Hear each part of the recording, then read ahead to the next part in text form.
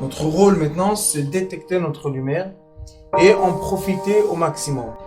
Et quand on a un plaisir ou un désir, la porte s'ouvre encore plus grande. Vous comprenez c'est quoi la lumière? Lumière, amour. C'est pas important qui tu es, où tu es, comment tu es. Dieu t'aime.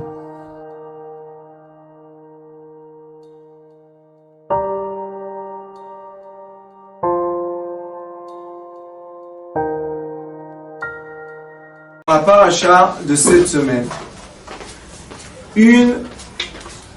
à mon avis, un des plus grands secrets de la vie, de la science de l'être.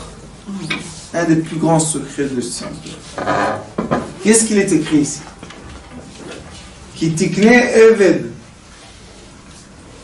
Si tu t'achètes un esclave. C'est quoi s'acheter un esclave? S'acheter un esclave, ça veut dire posséder, manipuler quelqu'un d'autre. Mais sauf ce que les gens ne savent pas, c'est que quand on tient la corde d'un côté et de l'autre côté il y a quelqu'un d'autre, quand moi je bouge, c'est vrai qu'il bouge, mais quand lui il bouge, moi aussi je bouge. Donc quand je manipule, je me fais manipuler. Ça, c'est un grand secret de la vie.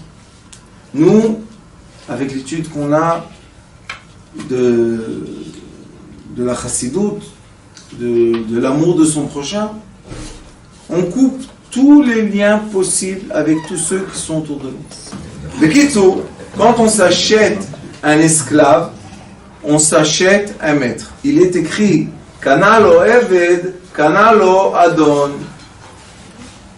Pourquoi quand je me suis acheté un esclave, je me suis acheté un maître? Parce que l'esclave, à part ce qu'il fait, c'est nous servir et se comporter comme nous on désire, mais de l'autre côté, il a des nécessités cet esclave. On doit le nourrir, on doit le loger, on doit l'habiller, il y a beaucoup de choses à faire avec lui. On doit prendre soin de sa santé, c'est pas n'importe quoi un esclave. Et maintenant on va se poser la question. Pourquoi quelqu'un devient un esclave d'après la Torah? D'après la Torah Kedosha, quelqu'un devient esclave quand il n'arrive pas à maîtriser ses propres midot, son propre caractère, et il fait quelque chose qui est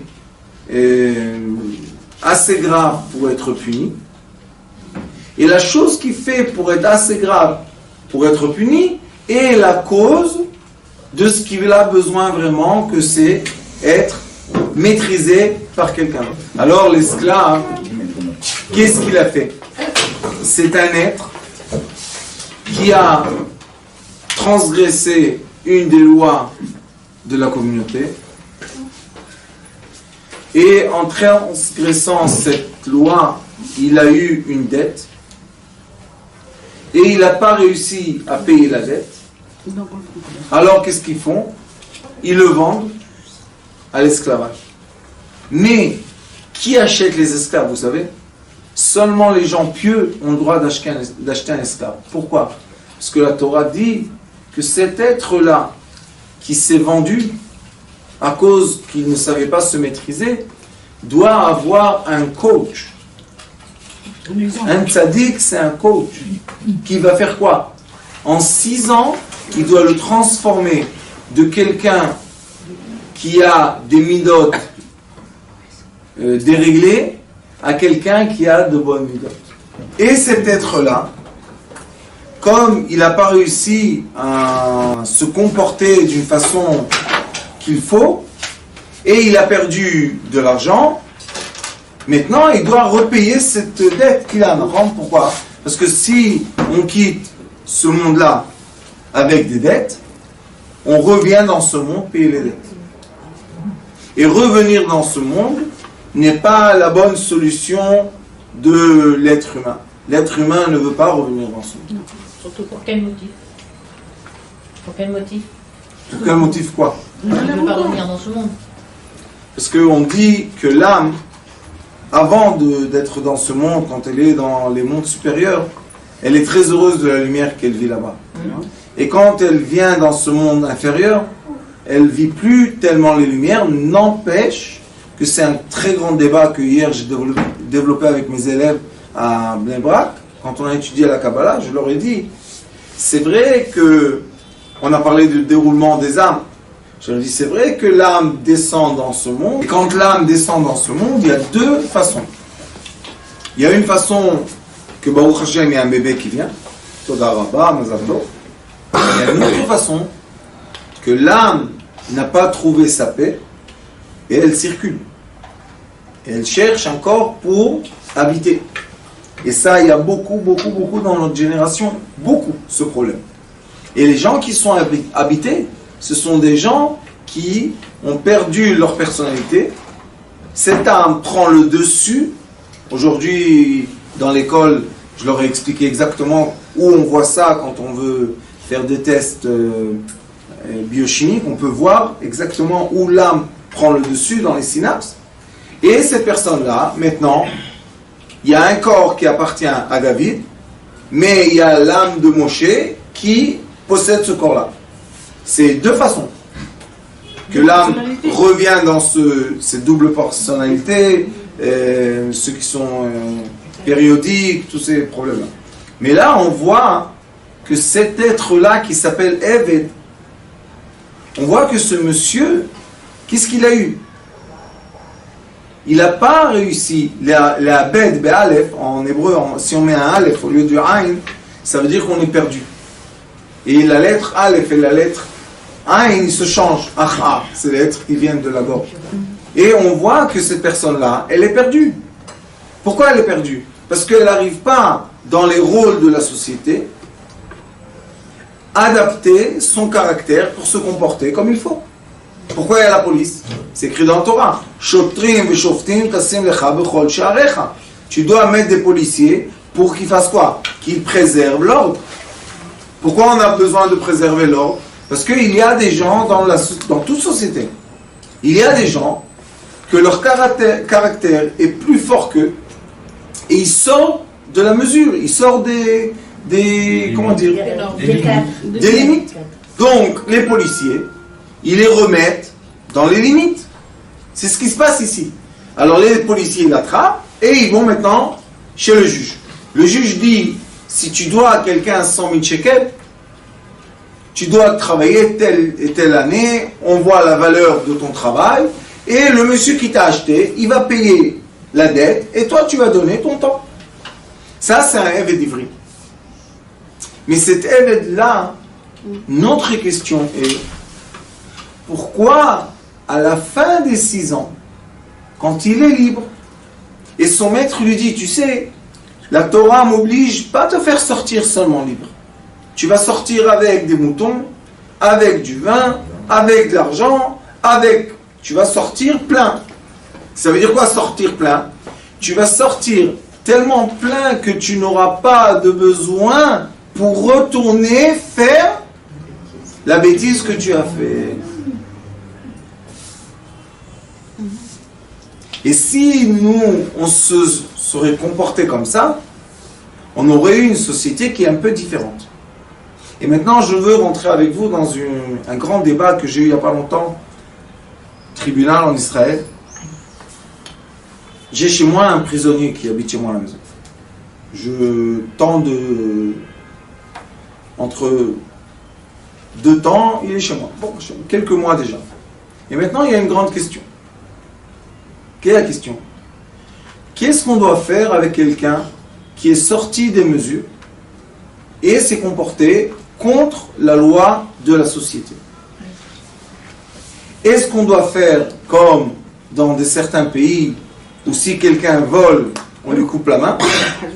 Et j'ai assisté une fois dans un endroit en Chine, j'étais dans un village, et j'ai entendu des cris. J'ai dit, pourquoi ils crient? Qu'est-ce qui se passe? Il m'a dit, il y a quelqu'un qui a été attrapé. Ils n'ont pas le temps, ni des juges, ni de rien du tout. Ils sont dans un village. Vous savez qu'est-ce qu'ils font? Que Dieu nous en préserve. Ils coupent la main. Allez, vaille. Il y a des cochons qui mangent des gens. Ah, Oui. bah, Vous savez qu'est-ce qu'ils font? Ils le mettent au milieu de la ville, dans une cage comme un chien. ouais. Et ils font rentrer 2 cochons comme ça devant, et bon, Hachem, tout le monde voit. Oh là là. Et je vous dis, des mois entiers, personne n'ose voler. Personne. Bah, de quoi? Ça, c'est une façon. C'est quoi la façon? Punition. Vous connaissez ceux qui ont un certain âge ici. Avant, il n'y avait pas de prison. La personne, on le prend, ou bien il va travailler dans les mines, Oui. et il va mourir là-bas, ou bien on le tue, et c'est fini, qu'ils ont besoin de lui autour de nous. Mais il y a aussi une autre façon que nous dit la Torah. Qu'est-ce qu'elle nous dit? Cet être-là, à son origine, il n'était pas comme ça. Chaque bébé, quand il est né, tout le monde vient, Mazal Tov, comme il est mignon, comme il est beau, comme il est... Alors pourquoi cet être-là est venu à faire cette faute? Il y a un endroit qui s'appelle Mitzvat Egla Arufa. C'est quoi Egla Arufa? C'est que quand, dans un endroit entre 2 villes, il y a quelqu'un qui a été assassiné, les sages, le Bédine de la ville est convoqué à la place où on trouve l'être qui a été assassiné. Et ils mesurent de l'endroit quelle ville est plus proche. Et la ville qui est plus proche, le Beth Adin, doit faire quoi? Doit faire un sacrifice dans l'endroit où l'être humain a été assassiné. Et vous savez qu'est-ce qu'ils doivent dire? Ils doivent dire, peut-être il est venu demander l'aumône et on ne lui a pas donné. Peut-être il est venu demander une place à dormir et on ne lui a pas donné.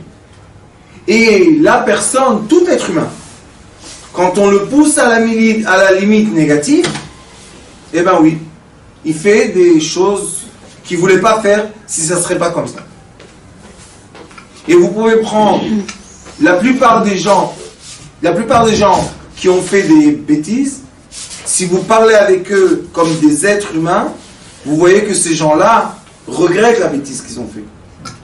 Et non seulement ils regrettent, ils veulent être corrigés. Et aujourd'hui, en Israël surtout, je crois qu'en Amérique, ils sont dans le débat, parce qu'en Amérique, vous savez, il y a la chaise électrique. Ah oui.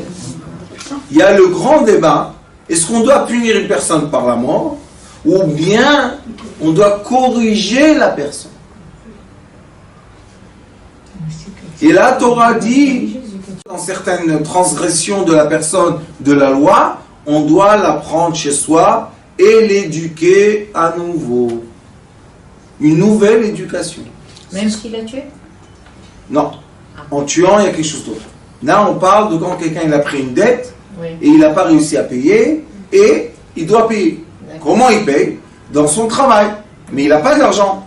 Alors quelqu'un achète ses années de travail, il paye à sa place la dette et il le prend chez lui. Maintenant, celui qui peut prendre chez lui, c'est seulement quelqu'un qui est un tzaddik. Pourquoi? Parce qu'il est écrit, si tu t'es acheté un esclave, tu t'es acheté un maître. Comment je me suis acheté un maître? Si tu as dans ta maison un coussin, tu lui donnes. Et moi, comment je dors? Va acheter un coussin. Mais justement un coussin. Oui, tu lui donnes. Si tu as une couverture, Tu lui donnes. tu lui donnes. Si tu as un manteau, tu lui donnes. Maintenant, imaginez-vous qu'une personne qui est arrivée à faire ce qu'elle a fait, parce que vous savez, elle avait un manque d'amour et un manque d'affection. Sinon, elle n'aurait pas fait ça. Si ses parents lui auraient dit viens manger chez moi quand tu n'as pas à manger, bon, Hachem. Aujourd'hui, ça se répète, hein, cette histoire. Il y a beaucoup de jeunesse dans la rue. Beaucoup, quand je vous dis beaucoup, on parle des milliers de jeunes qui sont dans la rue. Laïque ou religieux, c'est aujourd'hui, il n'y a aucune différence. Pourquoi? L'éducation de ne pas être lié aux parents. L'éducation d'être indépendant. Indépendant de quoi? Qui va te donner l'affection? La rue? Qu'est-ce qu'il y a dans la rue? Mais c'est inévitable, non? De passer par un chemin forcément où on tombe et tout, donc on ne peut pas dire... Ravanit, c'est évitable pour des gens qui n'arrivent pas à maîtriser leur comportement. Mais les gens qui arrivent à se maîtriser comme il faut, ils se créent un foyer, ils se marient, et ils travaillent, et la femme c'est la bracha, et tout doucement, ils achètent une petite monnaie de 2 pièces, après 3, et on a fait tout ce parcours. On n'est pas tous nés avec une cuillère en or. Et même ceux qui sont nés avec la cuillère en or, il y en a beaucoup qui rejettent l'argent. Ils veulent voir comment c'est de le faire tout seul. Mais maintenant, la conversation d'aujourd'hui est quoi? C'est quoi un Eved ivri? C'est quoi un Eved? Comment on se comporte avec quelqu'un qui est sorti des règles de la société? Est-ce que la société doit le punir en lui faisant du mal pour que les autres voient le mal et la punition qu'il a reçue, pour que les autres ne se comportent pas comme ça par crainte de punition? Ou bien on dit non, on va s'occuper de cet être, on va lui donner de l'amour, on va lui donner des habits, on va lui donner de l'éducation, on va lui donner tout ce qu'il a manqué, et quand il va sortir de chez nous, on dit en anglais mensch. C'est quoi mensch? Il est écrit dans la Torah, Leolam yeh Adam. Et après il est écrit Yerishama et tout ça. C'est quoi Leolam yeh Adam? Never, Leolam, never. Comment on dit never en français? À jamais, sois un être. Et après, tu peux tout ce que tu veux. Mais premièrement, sois un être. Donc tous les livres que vous allez rencontrer de sagesse, vous allez voir, il est écrit Adam, être. Pourquoi il n'est pas écrit juif? Pourquoi il n'est pas écrit religieux? Pourquoi il n'est pas écrit orthodoxe, rouge, blanc, jaune, marron? Pourquoi? Parce que l'être. Lui, Akadosh Baruch Hu, le créateur, il a créé quoi? L'être humain. Et il a donné le livre, quoi? Le mode d'emploi pour l'être humain. Et après qu'on est un être humain, on peut s'approcher d'un certain degré de lumière. Mais avant, il faut être un être humain pour ressentir quelque chose dans sa vie. Et cet être humain qui était un esclave, ici dans la paracha, on lui dit, 6 ans tu vas travailler, la 7e année, tu retournes dans ton village, dans ton... Mais regardez qu'est-ce qui est écrit après. Si cet être humain vient célibataire, sans femme, il va être libéré seul. Si pendant ce temps-là qu'il était évêque esclave, il a eu une femme et des enfants, la femme et les enfants restent chez le maître. C'est dur ça. Imba lishao, et s'il est venu avec une femme, sa femme elle sort avec lui. On peut pas abuser sa femme et ses enfants après. Et regardez qu'est-ce qui se passe. Im Adona viten lo isha vialda lo bani. Si le maître lui donne une femme et elle a emmené des enfants et des filles, Aisha vialadea tiel adonea vuitze begapo. La femme et les enfants appartiennent au maître. Et lui il va sortir tout seul. C'est pas très logique. Dur. Maintenant regardez qu'est-ce qui se passe tout de suite après. Ve'im amor yomar. Et si il va dire, qu'est-ce qu'il va dire? L'esclave ahavti et adoni. J'aime mon maître. Et ishti, et j'aime ma femme. Ve'et yeladai banai, j'aime ces enfants-là. Lo etze chofshi. Je veux pas être libre. Alors la plupart des gens, comme ils se sont pas occupés des gens problématiques, ils ne savent pas pourquoi ces gens-là disent « Je ne veux pas être libre ».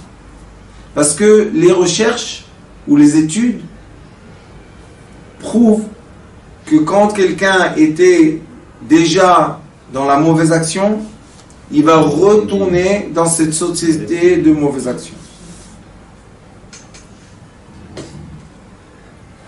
Mais quand quelqu'un était dans la mauvaise action, qui l'a emmené à faire des mauvaises choses, il ne veut plus y retourner, qu'est-ce qu'il dit? Je préfère rester en prison que commettre un nouveau délit hors prison. Et nous, qu'on est libre, On ne peut pas comprendre ça. Pourquoi? Parce que on dit quoi? Il est fou celui-là? Il veut pas être libre? Il ne veut pas faire du Bah si. Il a peur de retourner à sa nature. L'être humain est un groupe de personnes qui est divisé par 3. Nous avons, comme il est écrit, Tzibur, Tzadik, Bet, Reish. Tzadik, c'est quoi? Tzadikim, les gens pieux. Reish, c'est quoi? Racha, les gens méchants. Et Bet, c'est les Bénonim, c'est les gens moyens. La plupart des gens sont dans le moyen, dans la moyenne. C'est vrai qu'ils ne préservent pas toutes les lois, parce que vous savez, tous les jours, il y a des lois qui s'écrivent et on ne les connaît pas. Mais, au Hachem, ils font attention à ce qu'ils font, ils vont dans un bon chemin, tout va bien. Il y a des gens qui sont les tzadikim. C'est quoi les tzadikim? Les gens pieux de la communauté. C'est les gens qui sont l'image qu'on veut copier. C'est les bergers d'un troupeau. C'est les chefs d'une société. C'est les chefs d'une famille. Vous voyez, on peut les voir. Et qu'est-ce qu'il y a? Il y a les méchants. On a une bougie. Emmène-moi une bougie. Mais en nous, en chaque être humain, il n'y a pas ces 2 côtés. Il y a 3. Oui, c'est 3 côtés. Il y a. Ça veut dire parfois comme ça, parfois comme ça. Maintenant, je vais vous montrer par la bougie démonstration de la chassidout. Vous savez, c'est quoi chassidout? Chesed, c'est l'amour. On a Baal Shem Tov HaKadosh qui nous explique comment une personne doit se comporter dans la communauté. La communauté est divisée par 3. Et quand il y a un esclave, qu'on va dire un homme méchant, qui a été vendu, pourquoi cet homme-là ne veut pas de liberté? Parce que cet homme-là connaît son caractère et il sait que s'il va être libre, il va se comporter d'une façon très très dangereuse. Donc, le travail du maître est quoi? De gâter tellement l'esclave à l'emmener à la reconnaissance de quoi? Du bon comportement social. Et comment on doit le faire, cet être qui l'invite chez lui à la maison? En lui donnant le bien. Pas en lui faisant du mal, pas en le frappant, pas en le critiquant, même pas lui rappeler ce qu'il a fait. On n'a même pas le droit de lui dire « Eh, n'oublie pas pourquoi tu es là ». On n'a pas le droit de le dire. Regardez, nous avons une bougie. Nous avons une bougie dans un verre. Quel est le rôle du verre? Protéger la bougie. Quel est le rôle de la cire? De fondre pour permettre la lumière. Et quel est le rôle de la lumière? Éclairer. Maintenant, on va se poser une question. Ce monde-là est comme un monde obscur et nous avons besoin de la lumière pour voir notre chemin. Alors, comment on descend dans ce monde? On descend en groupe de Neshamot. Vous savez ça? On descend comme des grappes de raisin. Vous savez pas? Tous les gens dans votre vie que vous allez rencontrer et sympathiser, ça va être des gens qu'ils appartiennent à votre âme. Alors, comme elle dit la rabbinite, des fois on va être avec cette âme le tzaddik de cette âme, des fois on va être le Beinoni de cette âme, des fois on va être le rachat de cette âme. En faisant du bien pour quelqu'un, on fait du mal à l'autre des fois. Donc d'un côté on va être un tzaddik, de l'autre côté on va être un rachat. D'accord? Toute notre vie, c'est comme tu as dit. On n'arrête pas de se tourner comme une roue. Tourner, avancer. Des fois on est en haut, des fois on est en bas. Des fois on est en haut, des fois on est en bas. Mais le tzaddik qui est en nous, il est écrit Ner Hashem Nishmat Chaim, que la flamme représente l'âme de l'être humain, la cire représente l'esprit de l'être humain, Et le bocal représente la vitalité de l'être humain. Ça s'appelle Nefesh Ruach Neshama. D'accord? On comprend très bien que pour avoir de la lumière, de la flamme, nous avons besoin de la cire à côté d'une flamme, à côté d'un bocal. Sinon, les trois, ils vont ne pas être utiles. Ça veut dire que le tzaddik, il doit accepter d'être entouré de quoi? De Rechaïm, en grande parenthèse, Rechaïm, des mauvais. Pourquoi? Pour qu'il le protège de ne pas être éteint à cause d'un souffle qui peut venir tout doucement, tout d'un coup. Et ça veut dire quoi? Quand on regarde maintenant le bocal, avec la flamme, on voit que le bocal qui est fait en verre illumine. Lui-même, il devient lumière. Le tzaddik, de tous ses côtés, c'est de la lumière.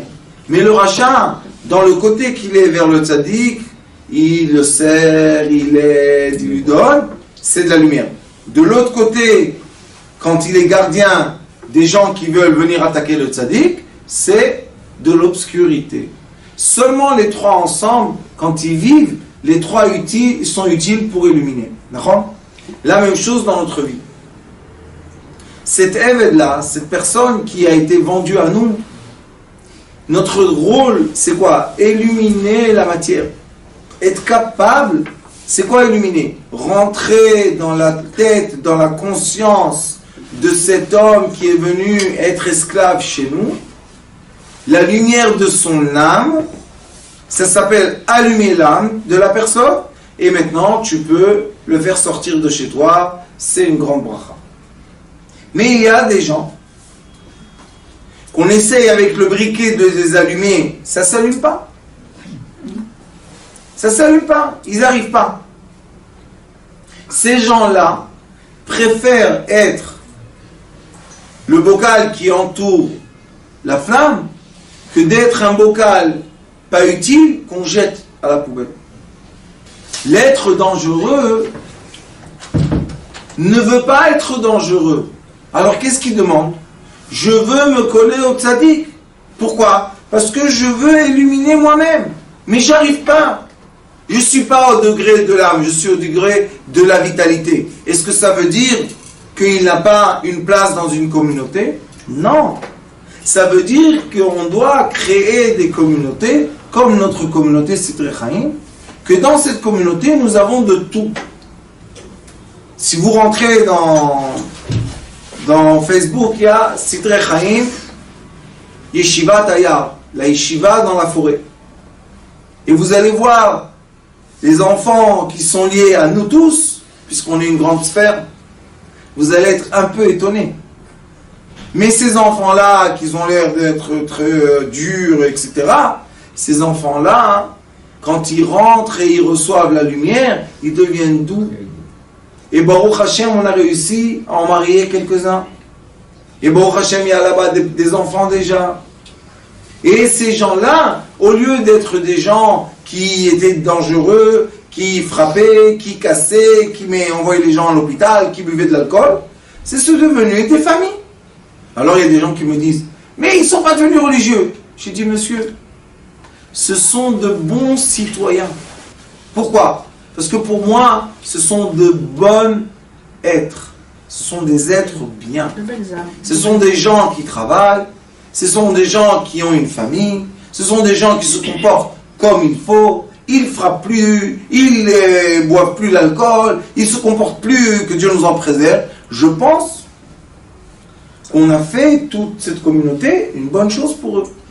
Une partie de la tzedaka que les gens donnent, c'est pour aider ces enfants-là qui ont été rejetés par leur famille, rejetés par les communautés, rejetés partout, et ils se sont retrouvés dans la rue.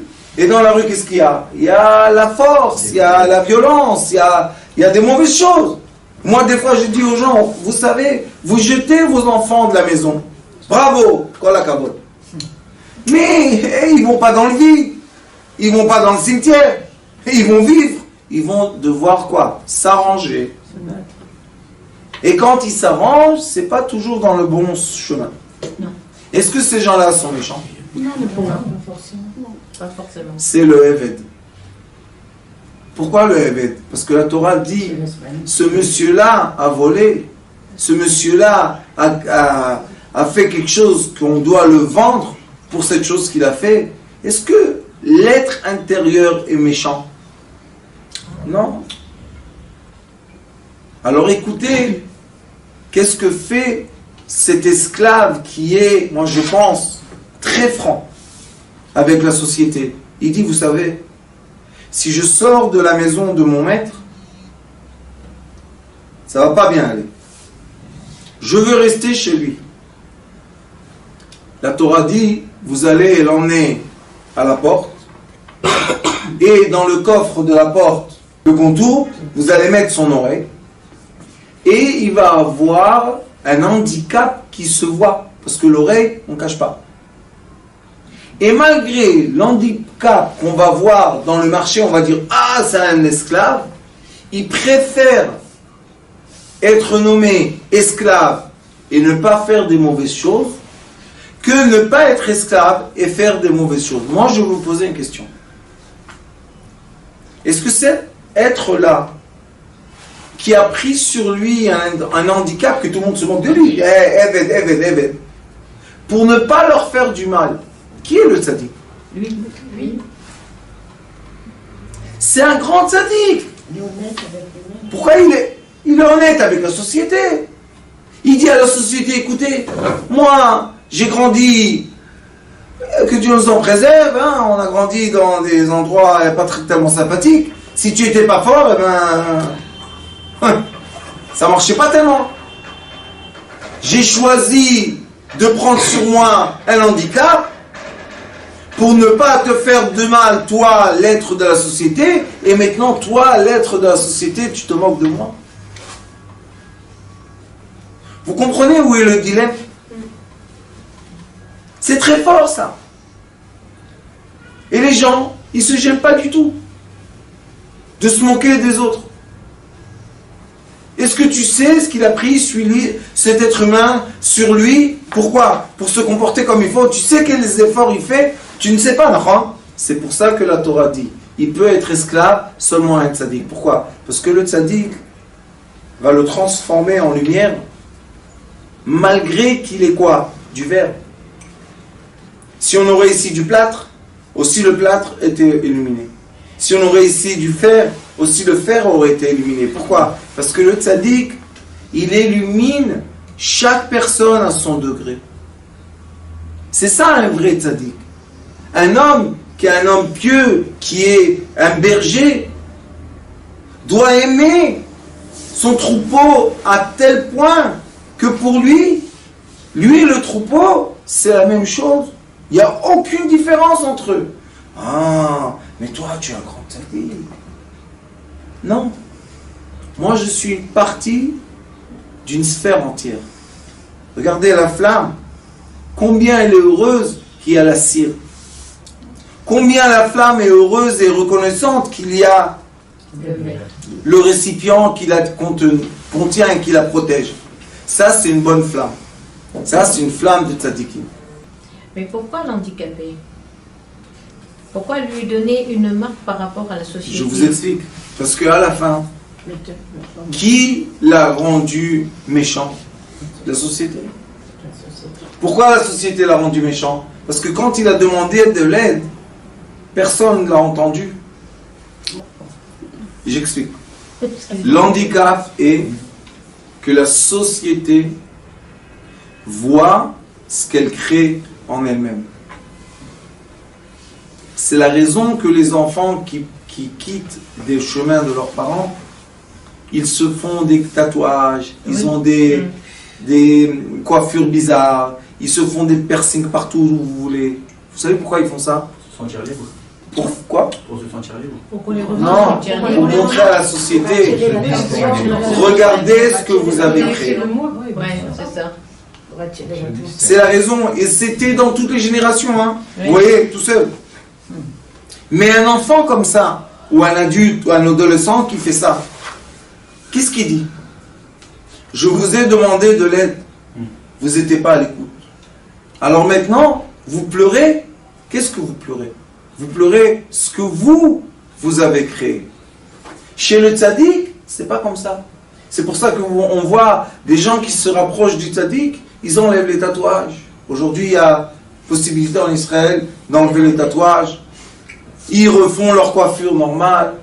Ils enlèvent les piercings. Vous savez, une fois, j'ai été visiter une dame qui est partie depuis.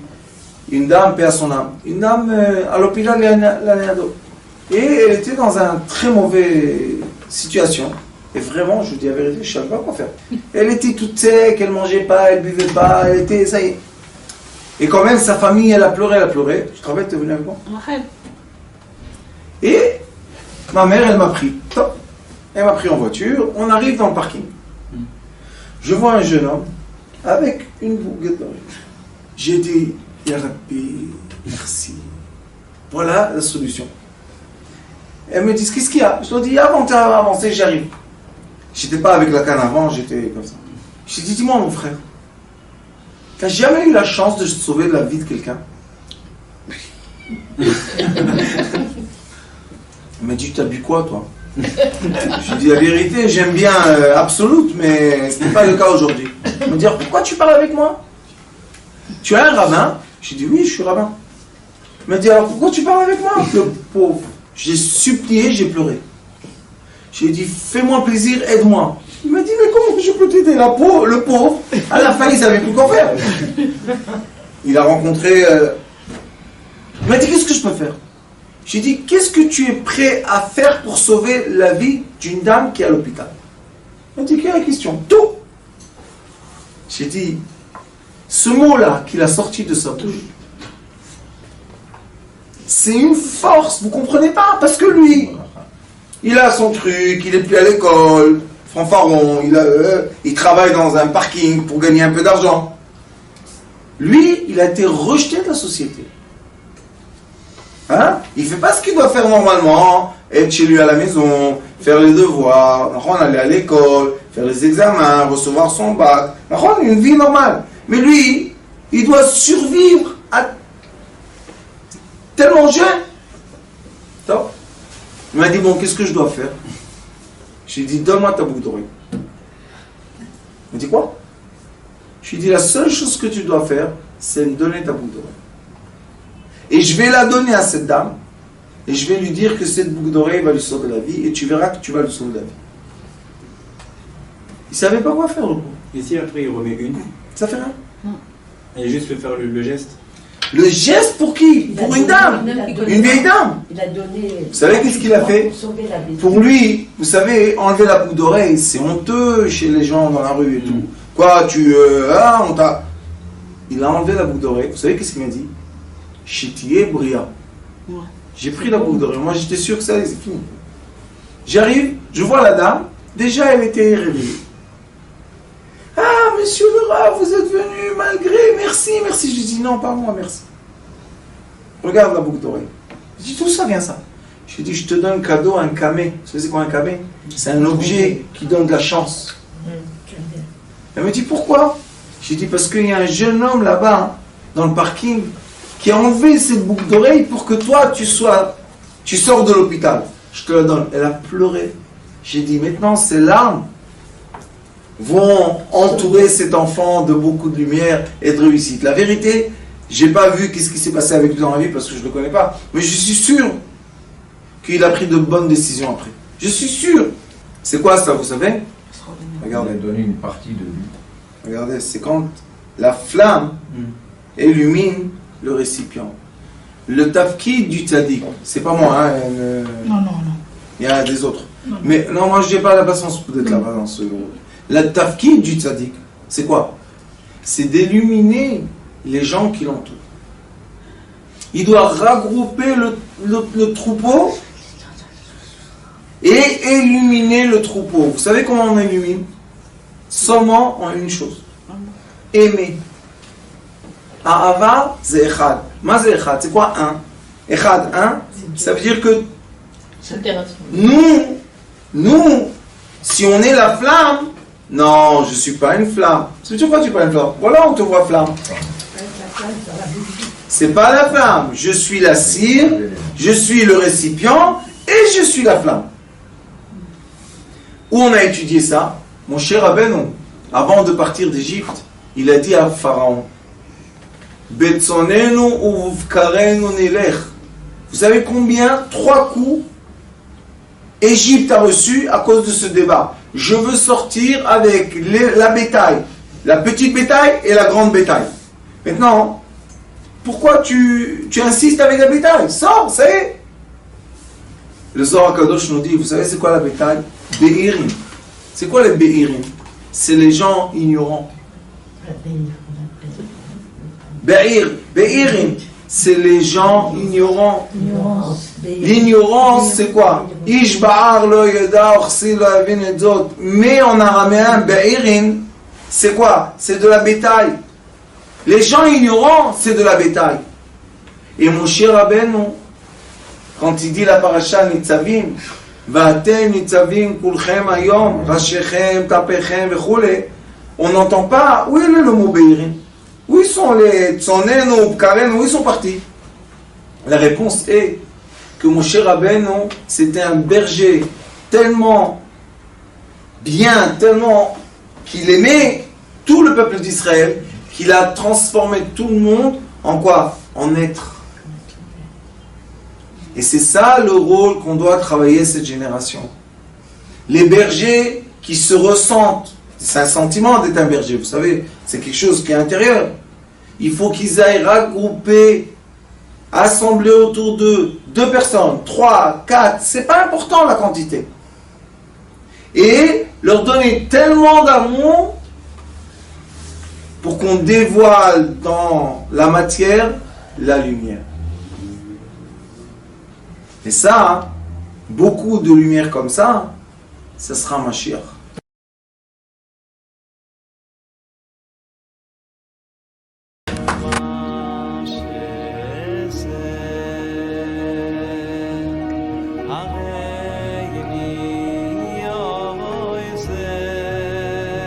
הוא היה אומר לי, בבית שלי יש מלאכים, לא רוצה לצאת מהבית.